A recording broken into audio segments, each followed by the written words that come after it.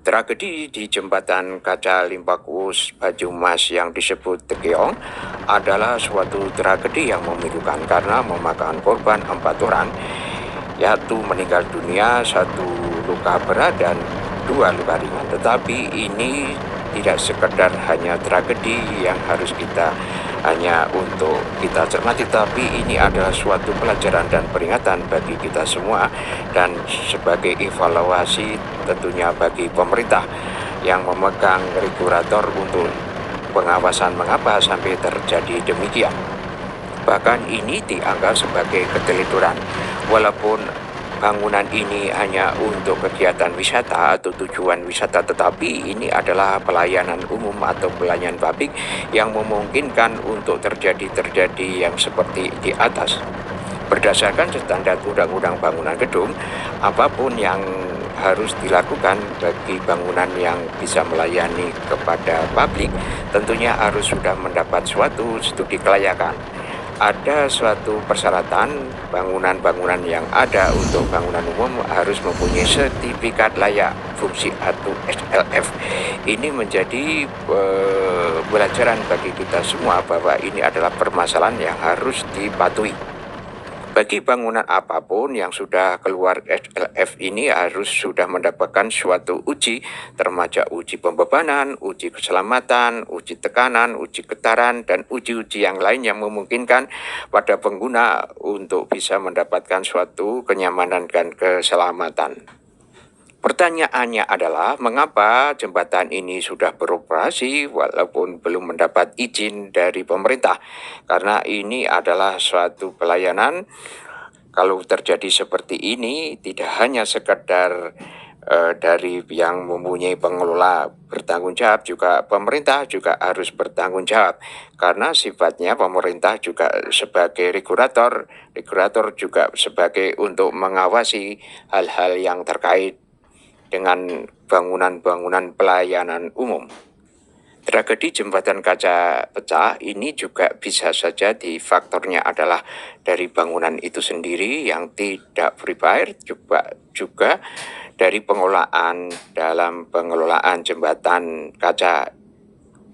Dalam pengamatan dan pemahaman yang saya dapatkan bahwa jembatan ini bisa saja kita cegah tidak terjadi seperti tragedi.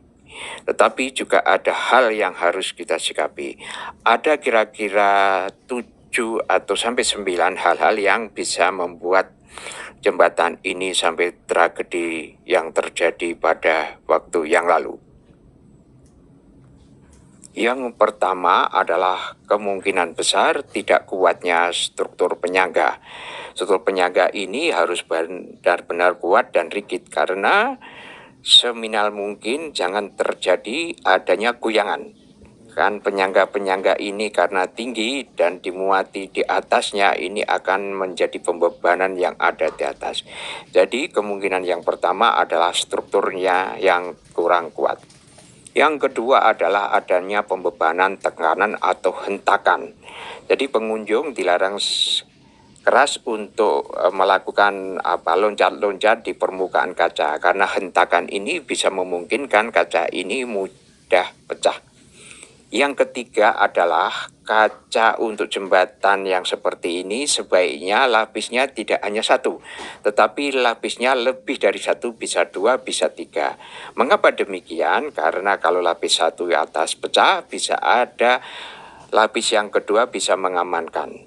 Dan ini harus menjadi perhatian dan menjadi suatu persyaratan jembatan kaca.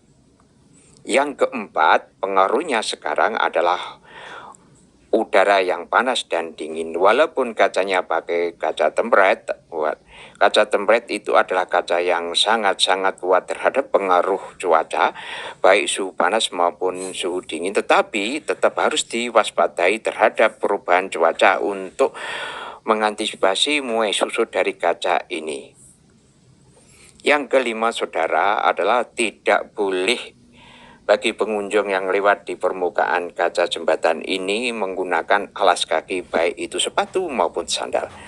Kalau toh nanti diperbolehkan pakai alas kaki, berarti pengelola menyediakan alas kaki yang aman terhadap kaca.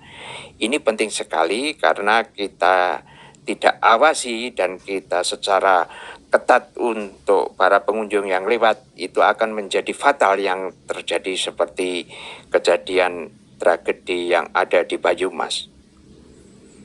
Yang keenam, saudara, sangat dimungkinkan bahwa para pengunjung yang datang bisa membawa sesuatu benda-benda ini, bisa bersifat benda yang keras, bisa batu, kerikil, atau juga akit, atau juga permata. Batu-batu ini kalau jatuh di permukaan kaca akan bisa mengakibatkan kefatalan. Karena batu-batu ini ketika mendapatkan tekanan pada injakan orang atau tumbuhan yang bisa menatap di permukaan kaca ini juga bisa membuat kemungkinan besar kaca itu bisa pecah. Berikutnya, saudara, adalah ketebalan kaca. Ketebalan kaca tempret yang ada di pasaran yang sering digunakan oleh para konsumen adalah 1,2 cm. Ini kaca yang digunakan untuk dinding, saudara, maupun untuk pintu yang tanpa frame. Tetapi kalau digunakan untuk kaca jembatan, sebaiknya tebalnya lebih dari itu. Direkomendasikan tebalnya adalah 3 cm dan juga bisa lebih. Ini tergantung dari bentangan atau tumbuhan dari kaca itu. Makin bentangan dan tumbuhannya itu makin lebar, tentunya tebal kaca lebih besar dari yang dipersyaratkan. Yang kedelapan adalah karet seal atau sealer. Karet sealer ini adalah karet yang terletak di antara kaca dan tumbuhan. Pada struktur rangka kaca frame ini biasanya bahannya adalah besi, bahan yang sangat keras, dan ini perlu ada suatu seal atau sealer ini yang cukup baik dan cukup berkualitas karena ini sangat mempengaruhi. Dan perlu adanya suatu koreksi atau perlu adanya suatu cek khusus secara rutin. Sealer-sealer ini jangan sampai terjadi aus. Kalau sampai terjadi aus akan terjadi tumbuhan kaca itu langsung ke besi. Dan ini bisa mengakibatkan potensi untuk kaca tempret ini pecah. Jadi saudara perlu sekali bahwa sealer ini antara tumbuhan kaca dan kerangka besi ini perlu diperhatikan tentang kualitasnya, kondisi ketebalannya, dan lain sebagainya. Yang kesembilan adalah tumbuhan kaca harus cukup longgar. Karena tumbuhan kaca ini kalau nggak longgar akan terjadi suatu desakan kaca ini dengan kerangka. Dan kelonggaran-kelonggaran ini juga tumbuhannya pada kaca atau sisi kaca ini juga harus cukup benar-benar aman untuk bisa dibebani. Karena apa? Karena kelonggaran tumbuhan kaca ini untuk mengantisipasi baik gerak sekecil pun dari kerangka maupun gerak sekecil pun atau geseran sekecil pun dari kaca. Sahabat, ini perlu diperhatikan karena ini menjadi suatu langkah preventif dan keamanan terhadap kemungkinan-kemungkinan kaca jembatan ini bisa mudah pecah. Berikut adalah video uji ketahanan dan keselamatan jembatan kaca yang ada di Cina.